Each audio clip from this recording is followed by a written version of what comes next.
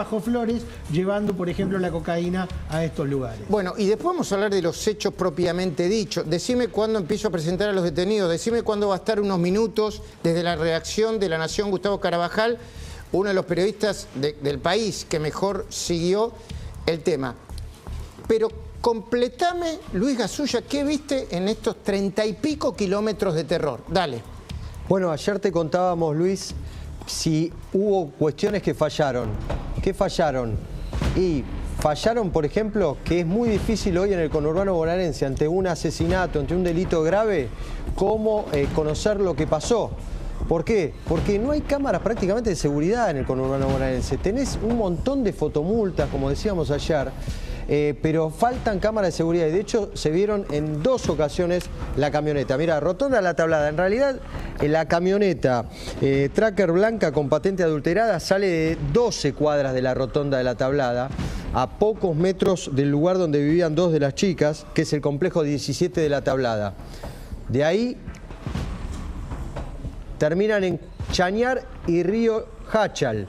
Esto es Florencio Varela, un barrio recontra tranquilo, así dicen los vecinos, bastante abandonado, con una casa que se alquilaba, que nadie sabía exactamente quién vivía. Una vecina dijo sí, venía porque llevaba al jardín de infantes, al jardín maternal, el señor de nacionalidad peruana con su pareja, los que terminaron detenidos en un albergue transitorio de Varela. Okay. Y no se sabía mucho más. Ahí se activa el celular de una de las chicas asesinadas. ¿De Brenda, de Morena o de Lara? Exactamente. Malta 483. Y a 8 cuadras de allí es donde prenden fuego la Chevrolet Tracker blanca, que ahora está en la justicia en San Justo. Pero la prenden fuego en un descampado, que ahí lo llegás a ver, donde se ven los árboles verdes, ahí la prenden fuego. Y dice, fíjate que los vecinos tienen más inteligencia que muchos de los investigadores. La prenden fuego el sábado a la madrugada, se van por detrás hacia una villa y la policía lo busca para el lado del barrio. O sea, se fueron para el lado y que, contrario, no los buscaron y los terminaron encontrando en un albergue transitorio, como decía, llamado Cats, en Florencio Varela, y en el que, según cuentan los vecinos también, uno de los detenidos, la mujer, le ofrecía cocaína a los vecinos para pagar distintas deudas. Hablando de los detenidos, Mariano, empezame a revisar con detalle uno a uno los detenidos. ¿Y por qué? Dale. El principal detenido de la justicia hace foco, estamos viendo la placa ahora, en un ratito, acá estamos viéndolo. Sí. Acá están los 2 personas que limpiaron el lugar de la sangre. Ajá. Estamos hablando de Andrés Parra, la tenemos acá, y su novia, Daniela Ibarra. Son los que limpiaron y los que encontró la policía en esta casa de Florencio Varela cuando llegó. Fueron los primeros que hablaron. Les dijeron en pocos minutos de conversación en el allanamiento que las 3 chicas habían ingresado al lugar el viernes y que estaban enterradas en el lugar. Los primeros que hablaron fueron ellos 2. Y fueron los que dijeron, vinimos a esta casa por estas 2 personas. Celeste González Guerrero, que es la pareja, y pongamos foco en pongamos foco en Miguel Ángel Villanueva Silva, Luis. Es peruano, es el mejor amigo de Pequeño J, tendría la misma edad, 28 años, es probable que Pequeño J no tenga 23 como se difundió, sino que esté más cerca de los 30. Acaba de decir Hernán. Se conocen desde chiquito y era el que manejaba la logística de la droga de la casa. No era un búnker, no se vendía droga en esa casa de Florencio Varela. Lo que se hacía es, se repartía la droga a los soldaditos de la zona para que después en mochilas vayan por las esquinas a vender droga. Bueno, eso dijiste, 2 detenidos, salieron, recién vimos el traslado de 4. ¿Hay otros 2 detenidos? Los ya 4 lo detenidos los dijiste. acabamos de Bueno, ver, exactamente. ok. Y acá estamos viendo Julio Valverde, el que se remarca Ahí que está. es Julio Valverde. A mí me dicen que hay otro nombre, que no sería Julio, el nombre del pequeño J, peruano de 23 años, también en duda. Toda esta información es la que fue difundiéndose y nosotros, a raíz obviamente del transcurso de la tarde, chequeamos con las gentes y fuentes muy altas de la investigación y nos dicen que tendría más cerca de 30 años. Y este Julio, o pequeño J, es, y me dicen, de la nueva generación de narcos peruanos, de narcotráfico peruano. Son la nueva generación. La generación Z. Efectivamente, generación Z, que empezó este pequeño J. Cree que algunos de sus jefes, él es el capo, algunos de sus jefes, de esas 45 personas que estuvieron mirando esa filmación que había hecho Villanueva, el encargado de ese lugar, que se fue al telo con la mujer y que dejó el hijo al otro lado, bueno, que alguno de ellos habría sido cómplice de Lara, de la chica más chica que mataron, y que le habrían sacado o droga o plata. Claro. Después vamos a hablar de una de las hipótesis y teorías con lujo de detalle, sin estigmatizar a nadie, pero contando lo que hay que contar también. En un ratito más vamos a estar con Alfredo Drocchi, ya está acá, ex juez de La Matanza, con Facundo Nejamquis, y una primera mirada quisiera de Diego Valenzuela. Diego, buenas noches. Una primera mirada sobre lo que se ve a primera vista de esto, porque recién estamos procesando la información, ¿no? Bueno, lo primero que se ve, Luis, buenas noches, es la desidia del Estado en lo que es el combate de los narcos, ¿no? Esto de extranjeros delincuentes, organizaciones criminales que toman barrios. La ley antimafia que impulsó Patricia Bullrich, que no se utiliza del todo, donde además se pueden sumar delitos para que las penas sean mayores. Y paradójicamente tenés al gobernador haciendo turismo político en Nueva York, porque claramente no es una misión del gobernador ir a una contracumbre de la ONU donde no hay un beneficio directo para los bonaerenses, ¿no? Más allá de si compra un celular u otro, que es algo que él con su dinero puede hacer, lo que digo es, acá falta una actitud mucho más firme de la provincia de Buenos Aires con los narcos. Como decía antes Luis Gasulla, cuando vos vas a un municipio podés tener cámaras del EPR que te levanten una alerta cuando pasa un vehículo que tiene pedido de secuestro. O sea, acá fallaron muchas instancias del Estado y, por supuesto, un horror lo que pasó con estas 3 chicas, ¿no? El desarrollo de la investigación, Hernán, por lo que vos ves, el procedimiento, el movimiento del fiscal, del juez, ¿te parecen los correctos? ¿Te parece que lo están haciendo en tiempo y forma? ¿Están haciendo lo que tienen que hacer? Mira, Luis, hoy pasó algo importante. Había un fiscal que arrancó con esta causa, el fiscal Gastón Duplá.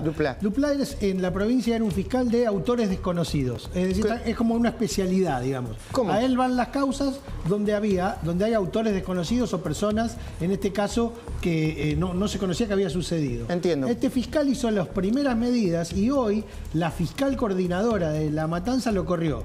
Y dijo, no, que se quede con el caso el fiscal especializado en homicidios, que es Adrián Arribas. Sí, hoy estuvo Cristina Pérez hablando con Adrián Arribas, me pareció una persona muy prudente, con mucho sentido común, por lo que lo oí. A las 8 de la mañana lo citó a todos los investigadores en la fiscalía y le dijo, lo quiero acá a todos, con todas las hipótesis y todas las pruebas. Primero, que no le cayó en gracia agarrar este asunto en este momento de la investigación. Le hubiera gustado estar desde antes. Entiendo. Pero lo cierto es que tiene ya distintas hipótesis sobre las que trabajar y evidencias. Me parece que lo que ocurrió en primera instancia es que el primer fiscal aseguró la prueba, ordenó los allanamientos, dispuso las detenciones iniciales, pero ahora hay un fiscal de homicidios que ya va directamente al fondo del asunto. Ahora, dentro de un ratito vamos a hablar de las hipótesis, pero podemos plantear, en la reunión de producción, empezamos a ver las edades de los presuntos narcotraficantes. Y dijimos, pero estos son narcos generación Z, segunda o tercera generación de narcos, porque probablemente sus padres, sus familias, su vínculo con el delito, la venganza, las redes sociales, determinaron o explican, si tiene una explicación, por qué hicieron semejante transmisión en vivo, que evidentemente todo confirma que existe. Malena, ¿me repasas cómo fue esa transmisión según los investigadores, por favor? Bueno, Luis, sí, buenas noches. Si tenemos que contar la situación, realmente decís esto es escabroso. Fíjate, vamos a hacer la trazabilidad. ¿Cómo fue la transmisión en vivo? Ahí lo vemos. El jefe narco peruano lo que hace es abre una cuenta especial en la cuenta, digamos, en la plataforma Instagram y convoca a 40 subordinados a hacer la transmisión en vivo. Esta es la primera parte, es decir, acá la pregunta es la premeditación, cómo fue, cómo planearon de esa forma. Ahora vamos a ver la siguiente. Una vez abierta la cuenta, convocada a las personas, acá lo estamos viendo. Así le va al que me roba. De esta forma es como amenazan, expresa el narco peruano mientras empieza a torturar a Lara. Wow. Todo esto en vivo. De esta forma era como empezaban a realizar la transmisión. Después agreden a Brenda y luego a Morena, que fueron asesinados a golpes en la cabeza. Ahora, acá evidentemente están involucrados en el delito los testigos visuales digitales, ¿sí o no, Sí, Hernán? yo creo que sí, que fueron parte de todo el proceso, digamos, porque esto sin espectadores no cumplía el objetivo que tenía que cumplir. Abonando lo de la generación Z, Luis, hoy hablaba con un fiscal federal, me decía, ¿cuál es la esperanza de vida de un narco o su ciclo de vida? 15 a 25. Si llega a 30, wow, o lo matan antes o termina preso. Así, Hoy está así el negocio de narcotráfico. ¿Qué me decías, Mariano? No, digo, porque hay una pelea en la justicia, porque muchos remarcan que por qué la Fiscalía Federal, el que habló con vos, Hernán, no se mete en la investigación. Estamos hablando, obviamente, de narcotraficantes. ¿Cómo no se mete? Y claro, hasta ahora es Fiscalía Ordinaria de la provincia de Buenos Aires. Instrucción y garantías hasta ahora. Ajá. No está la Fiscalía Federal, Ajá, que es la Fiscalía que se debería entrometer en las cuestiones de narcotraficantes. Ahora, déjame que sume a Alfredo Drochi, ex juez de La Matanza, primero para hablar de este tipo de modalidades, a ver si son más normales o se naturalizan más de lo que existe. Para mí es un bombazo en la cara. Es más, es una nueva modalidad a la que hay que frenar inmediatamente porque si no se va a naturalizar y todas las ramificaciones que tiene. Drochi, buenas noches. Una primera mirada. Bueno, en La Matanza esto no es nuevo, porque hace... ¿Cómo no es nuevo? Ahí tienen la cámara, por favor. No es nuevo. Ahí está, ahí está. Estamos. Esto, allá, la cámara. Sí. Hace más o menos un mes aparecieron 3 mujeres empaladas. Sí, nos dijo... Sospechadas hoy, que es todo el sello narco. Perdón, doctor, perdón mi ignorancia. Sí. ¿Qué significa empaladas? Ilústreme para... Empalado, bueno, es una de las penas de muerte que se le coloca desde el ano un palo a una persona y se saca por una parte de los órganos. Como se atraviesa a un pollo. Perdón mi al ignorancia. espiedo. Bueno. Hace 2 meses apareció también un cuerpo a la vera del río Matanza, cercano a donde está, o sea, el límite con Ezeiza. ¿Se acuerdan que hace unos años pasaban por unas lianas sobre el río, que había droga? Y bueno, eso también pasó. Y entre 7 y 10 días, en La Matanza, hace mucho tiempo, meses y meses y meses, que aparecen personas descuartizadas. Eso se sabe en La Matanza. Wow. Esto es federal, esto es más federal que el jabón federal, porque hay crimen organizado, hay narcotráfico, hay lavado, está la Procelac. Todo esto indica aquí una actividad, además un secuestro extorsivo, porque a estas niñas, a estas mujeres las llevaron, las torturaron, y luego de eso las mataron. El secuestro extorsivo seguido de muerte es federal. Entonces no hay ningún juez federal ni ningún fiscal federal que reclame. ¿Por qué la señora fiscal general no es la fiscal coordinadora? Es la jefa de los fiscales de La Matanza. Se llama Patricia Fabiana Ochoa. Su hijo, el día 19 pasado, juró como camarista donde ella es la fiscal. O sea, tenemos un tribunal donde la madre es la fiscal general y el hijo es camarista. ¿Y por qué nos cuenta? ¿Y por qué es importante esto? Es importantísimo porque es una aberración inconstitucional. Luis, ¿cómo va a haber un tribunal donde uno de los jueces es el hijo y la madre sea la jefa de los fiscales? Ningún fiscal va a ir en contra de el hijo, porque es un organismo jerárquico. Entonces no puede ser juez. Ese decreto inconstitucional de nombramiento que se llama Acto Administrativo Final, 1687, fue firmado el 25 de agosto por Kisilov, ese nombramiento, donde a pedido seguramente de la autoridad política de La Matanza nombró juez de la Sala 2 de la Cámara Penal, la Cámara de Garantías, a un señor cuya madre Es la jefa. Entonces, todo lo que haga él no puede tocar nada. Ahora, porque son partes. O sea, esto es importante, Luis. Esto es un escándalo internacional. O sea, esto es mucho más grave. Las 3 muertes pasan porque hay impunidad. Este caso que estamos viendo ahora, esto es el caso Cabezas de Kicillof. Es gravísimo lo que está pasando en la provincia. ¿El caso Cabeza de Kicillof? Esto va a ser el caso Cabeza de Kicillof. Porque acá esto es, internacionalmente es una vergüenza esto. Que vayamos a explicar, el Estado Nacional va a tener que explicar cómo se nombró a un señor juez de Cámara con su madre, que es la jefa de todos los fiscales. O sea, ningún fiscal le puede pedir nada. Ahora la seguimos. No es un tema. No, ya sé. No es nepotismo. Entiéndame que la impunidad, Luis, entiéndame. Esto es gravísimo. Tengo la reacción a Gustavo Carabajal. Tiene que ir de un lado para el otro a cerrar una nota y ya vuelvo con usted, por favor, doctor. Gustavo, buenas noches. El doctor Alfredo Drochi, ex juez de La Matanza, dijo que estas prácticas, o prácticas parecidas, aberrantes, brutales, violentas, se vienen sucediendo ya hace tiempo en la provincia de Buenos Aires, en general, en La Matanza en particular, ¿no? Sí, en toda la provincia, en todo el conurbano, Luis, a 50 cuadras donde levantaron o secuestraron a estas chicas, a Lara, a Brenda y a Morena. El año pasado mataron a una mujer de 28 años con una nena de 14 porque iban a comprar droga ahí en La Ferrer. Entonces, después las chicas aparecieron flotando en el río Matanza a los 20 días. Quienes concretaron esa masacre eran narcos paraguayos. Ahora, para el código narco, robar droga y robar plata de la droga merece un castigo brutal, ¿no? Como el que sufrieron las chicas, ¿no, Gustavo? Este es el nuevo código narco, violento, demostrativo y exhibicionista. Se trata de mandar un mensaje. Antes los mensajes se mandaban baleando casas, baleando frentes, matando. Ahora se graban o se transmiten en vivo, como en este caso. Hubo un antecedentes en la Villa Sarmiento Chica, en Billinghus, partido de San Martín, donde a un muchacho, Juan Manuel, que tenía a cargo un búnker de droga, uno de los narcos vinculados a Mameluco Villalba, lo torturó de manera muy cruenta, similar a lo que pasó con Lara. Y además, Luis, esa tortura fue transmitida en vivo por Facebook y lo vieron los vecinos. Wow. Ahí estamos viendo, bueno, cómo se llamaban los detenidos. Van a seguir presos, ¿eh? ¿Ah, sí?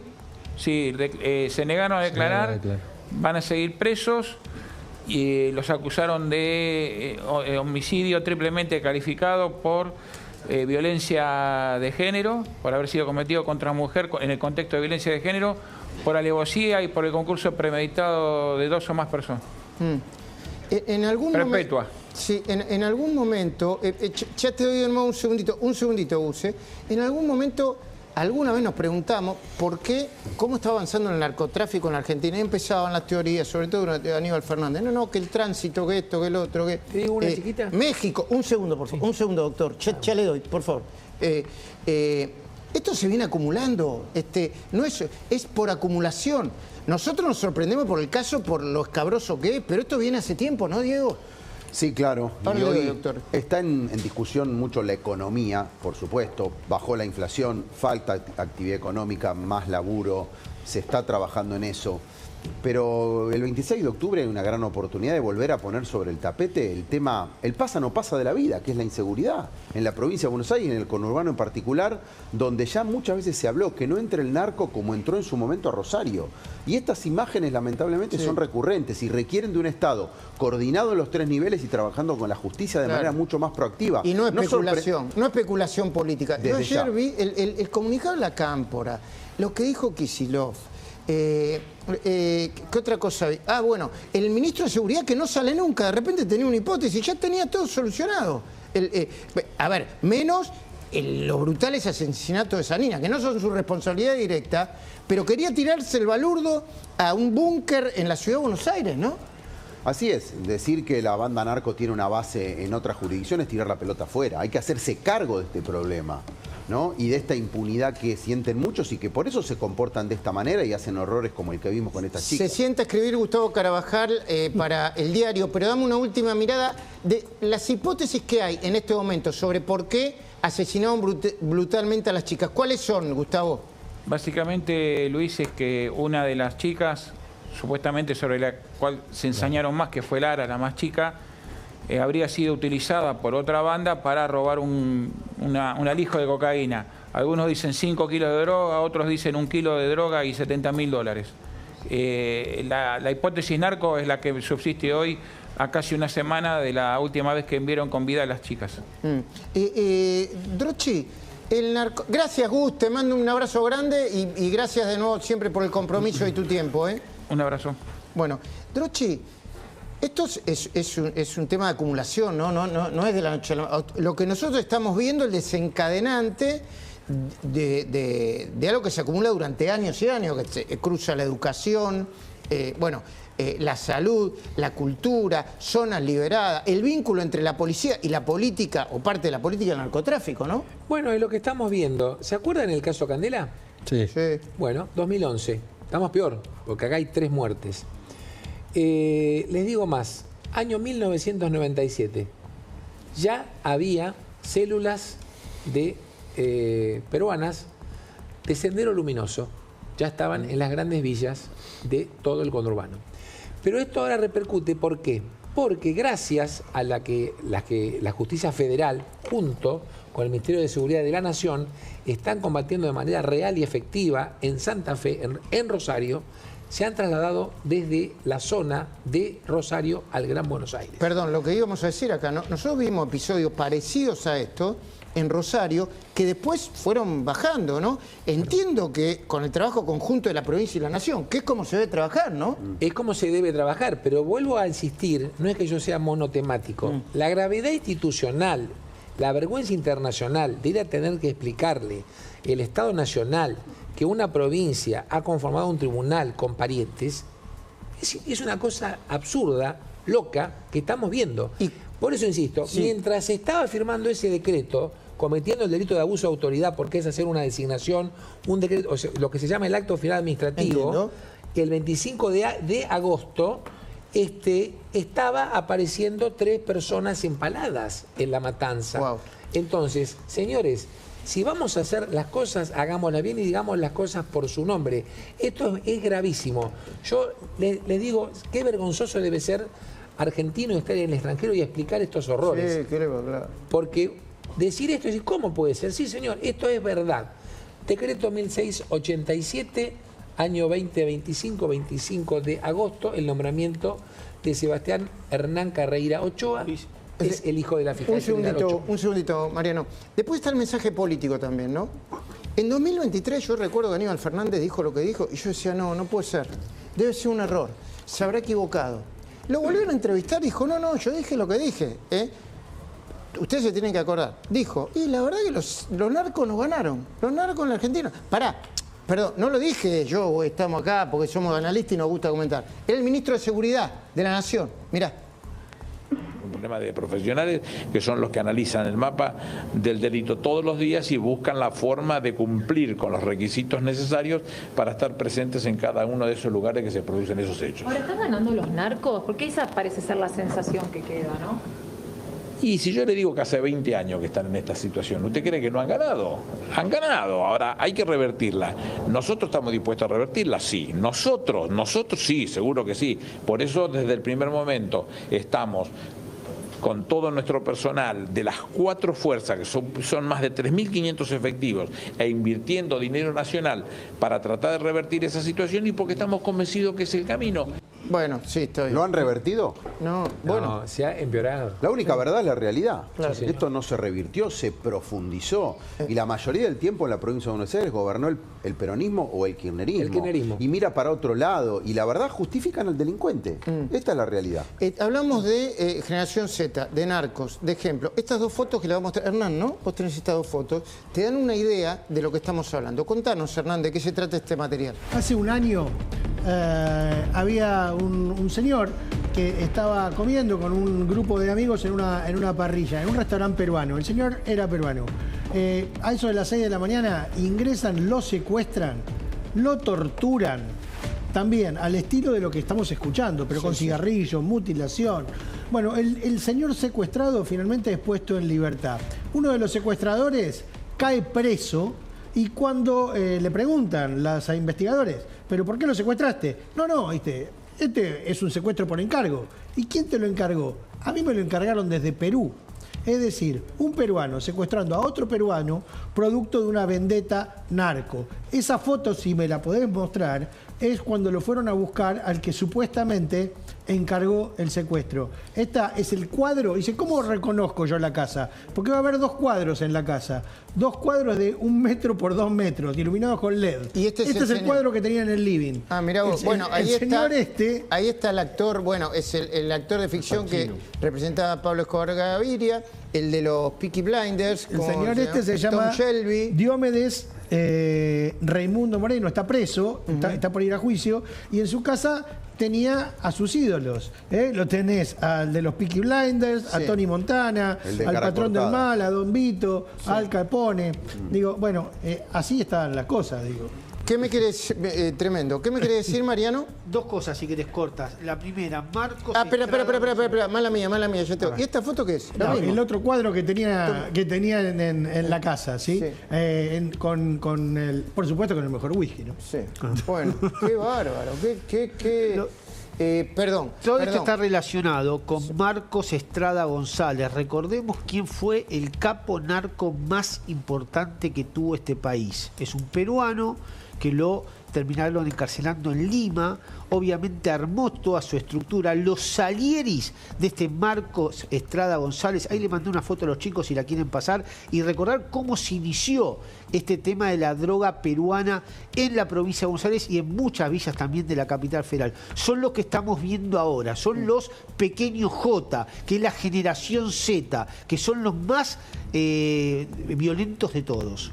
Lo que planteamos recién, la generación Z, este recambio generacional que hace a los narcos cada vez más violentos. Facundo Nejamki, en el humor social de la provincia de Buenos Aires y supongo que la provincia de Santa Fe, Rosario, ¿está la preocupación narco porque se vincula con la seguridad y más bien con la inseguridad y la propia existencia de los bonaerenses, no? Sí, a ver, la preocupación de la inseguridad existe en todos los centros urbanos, en todos los conurbanos, especialmente de las grandes todo el país. Ciudades. No, pero bueno, especialmente en las grandes ciudades, ¿no? Las provincias más pequeñas, con menos cantidad de habitantes, suelen tener o darle menos relevancia a esta cuestión. Se vive mejor, se vive más tranquilo que, por ejemplo, en el conurbano de la ciudad de Buenos Aires o en el conurbano del Gran Rosario, es decir, de las grandes ciudades. Ahora, hoy, digamos, si en términos provinciales puede aparecer, cuando se pregunta por las principales preocupaciones, como uno de los temas más relevantes o más significativos, ya está muy probado que no termina siendo, por lo menos en provincia de Buenos Aires, el tema definitorio al momento de elegir opciones electorales. Luis Gasulla, las hipótesis que planteó Gustavo Carabajal, lo que plantean los investigadores Hernán Capiro, ¿coinciden con la información que te dieron a vos? Sí, totalmente. Totalmente. Hoy estuvimos hablando también con, ¿cómo decirlo?, con trabajadoras sexuales de Flores, con escorts, y efectivamente se conocía mucho, hay mucha información al respecto, la hipótesis de la venganza narco, y como tampoco hay códigos en el narcotráfico con la generación Z, tampoco hay códigos en la prostitución en la generación Z. Por lo tanto, hay muchos mensajes que se están mandando, porque esto también se pudo haber evitado en ese aspecto. ¿Por qué? Porque hace 2 meses que acá en la ciudad de Buenos Aires vienen denunciando que cada vez hay más adolescentes ejerciendo la prostitución en la vía pública, lo cual es un delito. Lo que se hace en un departamento... Ahí nos tenemos que detener también, ¿no? Bueno, y salió en televisión Lara a través de, con otro nombre, Luna. Hoy lo confirmamos con la familia de las chicas asesinadas. Era efectivamente Luna, decía que tenía 20 años. Sergio Lapegüe salió, sí, ¿no? Y se jactaban de cómo hacían plata, incluso mexicaneando a clientes. Total. Lara es conocida Una chica de 15 años que se hacía pasar por 20, que arrancó a trabajar de marcas en la Belén se familia llama, no sé. a los 12 años, a los 12 años. Dame un segundito, Mariano. Sí. Así hablaba, esta era la referencia que hacía Luis Gasulla. Vos me vas a negar esto, Nosotras obviamente. nos suelen hacer contravenciones. Creo que tenemos más de 200 contravenciones. Entonces... Ah, ¿tienen 200 contravenciones? ¿Por qué? Pero no pasa nada, ¿por qué no? Porque la policía nos deje trabajar tranquila, sino porque no hay delito. Pero pará. Pará, ¿contravenciones? ¿Qué contravenciones qué significa? Es la oferta sexual callejera, la contravención, chica. Contravención es como que le dan el gusto al vecino que dice, bueno, señor, mire, nosotros más que ir, o sea, pedirle la documentación, ver que no son menores, que no tienen nada de ¿Eso es una contravención? ¿Qué pueden hacer los policías? ¿Qué edad tenés, Luna, vos? Sacarnos fotos y grabarnos. ¿Con qué intención, sin nuestro Luna? consentimiento. ¿Qué edad tenés? ¿Qué edad tenés? 20. Qué triste. Te doy un dato. Esa era chiquita Lara. A mí, es terrible, es te terrible. juro que me da una tristeza. No sé para dónde. Hay momentos que no sé para dónde. Yo sé que tenemos laburo de informar, pero esto hoy lo estamos hablando con Pancho. Es nos tenemos que detener en algún momento, en este sentido. Es de una... Te revuelve el estómago, ¿no, Pancho? Muy escabroso, ¿no? ¿A dónde tenés que llegar para hacer eso? Para cortarle los dedos a una chiquita, ¿no? O sea, doctor, ¿por qué? ¿Por qué se llega a eso? ¿Es un código narco o los pibes están quemados ya? ¿Tienen la cabeza quemada? No sé. Los pibes tienen la cabeza quemada también porque hay una subcultura, una incultura. Es decir, el más burro, el más bruto, no se premia al que sabe, sino al pillo, al vivo. Y está todo mezclado, no hay aplazados, no hay escalafón, no hay educación, no hay amonestaciones. Y un temita que tiene que ver chiquitito solamente. Por favor. Cuando se provincializó, cuando se insectificó la lucha contra el narcotráfico, que se le dejó el menudeo a las provincias, ahí se perdió el comando único y ahí se empezó a perder esta guerra. Tiene que volver a haber un organismo centralizado en eso. Entiendo. Luis, no terminaste, te pregunté y no terminaste de redondear la idea, perdón. Te doy un dato que se habla mucho en Flores, Flores porque es uno de los barrios donde más se ejerce la prostitución callejera. La chica, la que acompañaba a Lara, alias Luna, que era mayor de edad, lo que se conoce es que uno de sus clientes más importantes, y por eso también no le pasaba nada, es un alto jefe de la policía bonaerense.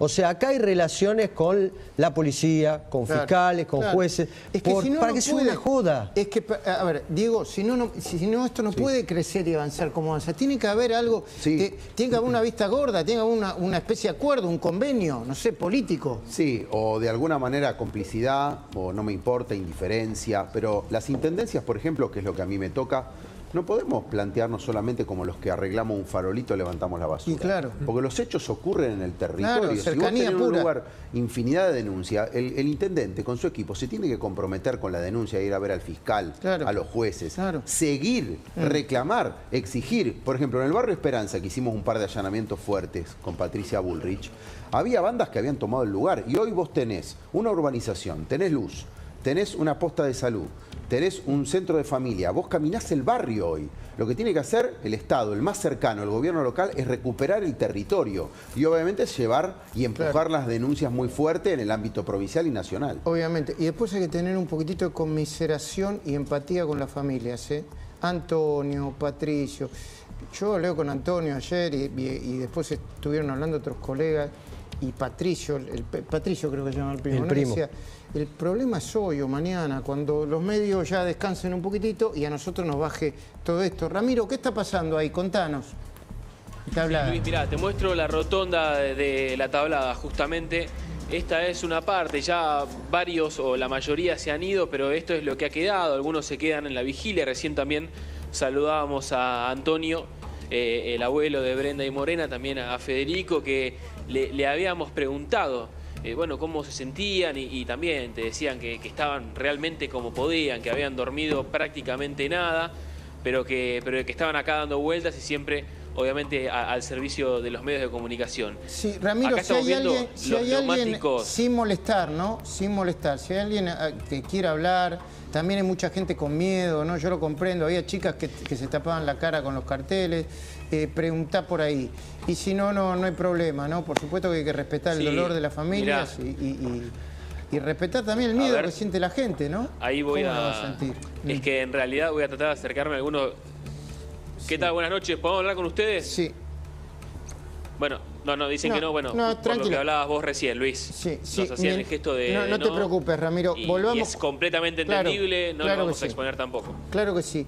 Yo le quería preguntar a Malena. Malena está obviamente metida en la causa, interesada, nos mostró cómo estaba todo. Sobre las hipótesis y la idea, viste que a los 2 minutos aparecieron grupos de chicas, obviamente yo supongo que con buenas intenciones, planteando la idea que primero era un femicidio, a los 2 minutos ya estaban nombrando al gobierno nacional, se politizaba esto. Y por el otro lado yo veo una chiquitita de 15 años prostituirse, y te digo que para mí es novedoso. Digo, yo sé que debe suceder. Pero no sé ni para qué lado arrancar, Malena. ¿Cuál es tu mirada sobre el tema? Yo creo que la discusión se ha politizado, hay que definir, porque después empiezan que desde la parte a nivel nacional dicen que no lo es, después la otra parte de la biblioteca lo es. Pero importa tanto poner una categoría que por el delito que sea, por la pena, ¿no? Ahora vamos a hablar, pero... Entiendo que es un agravante, pero digamos, esto está dentro de un crimen, recién lo decía Mariano también, yo creo que es más importante entender el contexto, va más allá del tema de si fue un femicidio o no, estamos hablando de un narcotráfico. Es el último eslabón de algo que mezcla narcotráfico, prostitución, venganza. Digo, ya después pasamos a una discusión más de ideología, pero que también estamos hablando de una categoría que genera un agravante. Pero digo, acá hay una discusión de fondo, que está el narcotráfico metido dentro de la provincia de Buenos Aires, como bien lo decían, y de una forma casi impune, transmitiéndolo a través de una plataforma. Y también no caigamos en la trampa, ¿no? De que si hablamos de femicidio también es invisibilizar el narco. ¿Cómo?